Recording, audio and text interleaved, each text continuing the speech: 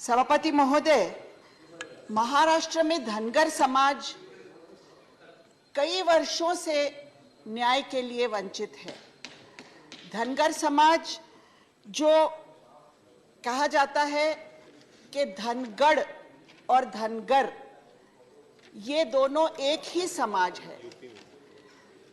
महाराष्ट्र में इनको धनगर कहा जाता है और जगहों पर उनको धनगढ़ कहा जाता है। सिर्फ एक अक्षर की वजह से ये बात रह गई है और कई दिनों से ये इस सुविधा से वंचित है।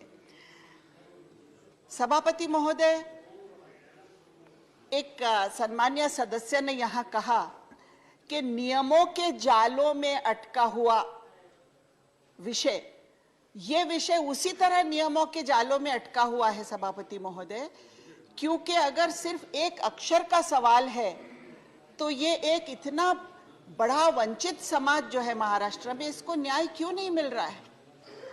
एक बहुत अच्छा शेर है सभापति महोदय, रहे दो दो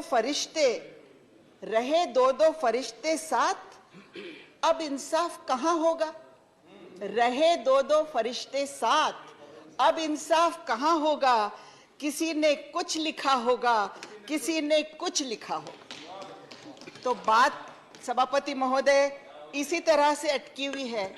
एक चरवाहा समाज जो जानवर चराता है, जो पहाड़ों में दूर दूर इलाकों में जानवर चराने का काम करता है, वो अब मुझे तो लगता है 5% भी नहीं रह गया है उस व्यवसाय में।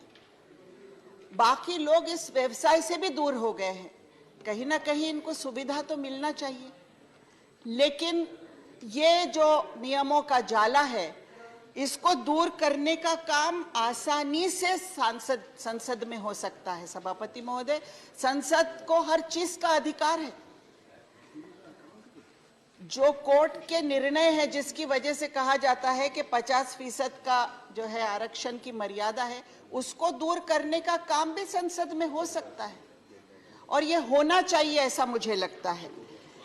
क्योंकि धनगर समाज को सभापति महोदय अनेक वादे किए गए, अनेक सपने दिखाए गए।